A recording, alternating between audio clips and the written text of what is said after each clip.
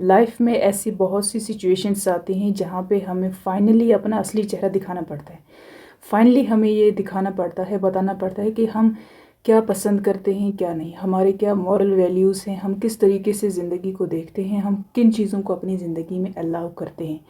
ये ऐसी सिचुएशंस होती हैं जहाँ पे आपका ये मन करता है कि आप किसी दूसरे को नकल कर दो, या कई बार आपका ये मन करता है कि आप खतरों को, डेंजर को अवॉइड कर दो। But on the other hand सच बोलना आपके लिए ज़रूरी होता है, सही फैसला लेना आपके लिए ज़रूरी होता है, ताकि कल को जाकर आपको पछतावा ना हो। फॉर एग्ज़ाम्पल अगर करियर की बात करें तो एक टाइम ऐसा आता है जब आपको फाइनली डिसाइड करना पड़ता है कि आप किस करियर में जाना चाहते हो, आपकी पर्सनैलिटी क्या है, उस हिसाब से आप कैसे चीज़ों को परसीव करते हो।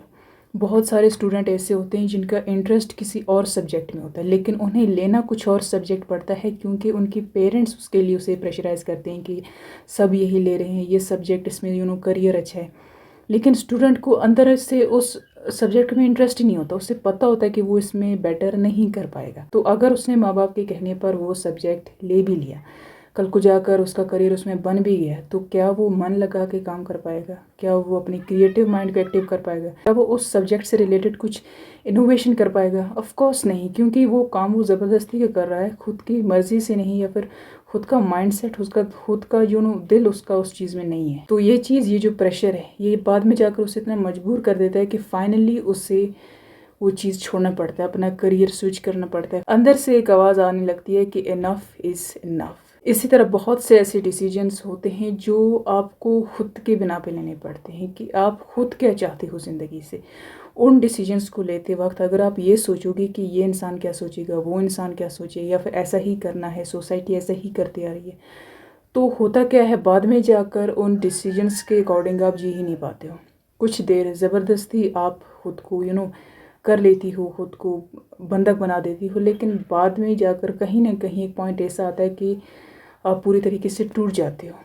फाइनली आपको रास्ता बदल के फिर वहीं आना पड़ता है जहाँ से आपने स्टार्ट किया था, जो भी आपने सोचा था। तो इंस्टेड ये सोचने के बजाय कि लोग आपके बारे में क्या सोचेंगे, अगर आपने ये फैसला ले लिया तो लोग आपको क्या कहेंगे, आपको कोई समझेगा भी या नहीं, ये सोचो कि अगर आपने आज वो फैसला ले लिया जो आप चाहते हो, आपने अपने बिलीफ सिस्टम्स के अकॉर्डिंग ले लिया, अपने मॉरल्स के अकॉर्डिंग ले लिया, तो आगे जाकर आपकी लाइफ में कोई प्रॉब्लम तो नहीं होगी। अपने फ़ैसलों को खुद के ही दिमाग में रिप्ले करो, खुद के ही दिमाग में ये समझने की कोशिश करो कि ये आपके लिए सही है या नहीं है। मोस्ट ऑफ़ द टाइम आप सिर्फ लोगों के बारे में सोच रहे हो, तो बाय द वे लोगों को आपकी बिल्कुल भी नहीं पड़ी। मैंने देखा है आप अपनी पूरी ज़िंदगी झंड कर देती हो सिर्फ इस चक्कर में कि लोग आपसे खुश रहें, आप उन्हें हमेशा प्लीज़ करती रहो, वो हमेशा आपकी कदर करते रहें।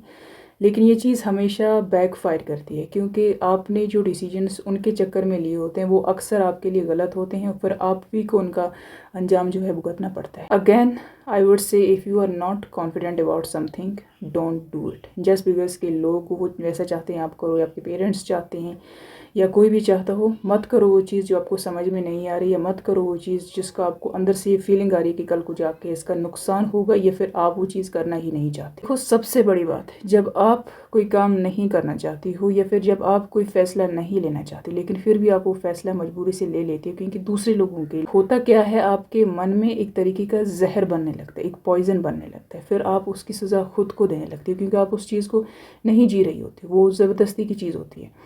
फिर दुनिया के लिए आपके मन में नफ़रत पैदा होने लगती है, बाकी के लोगों के लिए आपके मन में नफ़रत पैदा होने लगती है, खुद के लिए आपके मन में नफ़रत पैदा होने लगती है। तो ऐसी ज़िंदगी जहाँ पे आप खुद को भी कर्ज कर रहे हो और दूसरे को भी, आई डोंट थिंक कि ये जीने का एक सही रास्ता है। ये एक इम्पॉर्टेंट मैसेज थी जो मैं आप तक डिलीवर करना चाहती थी। आई होप आपको कुछ तो समझ में आया होगा।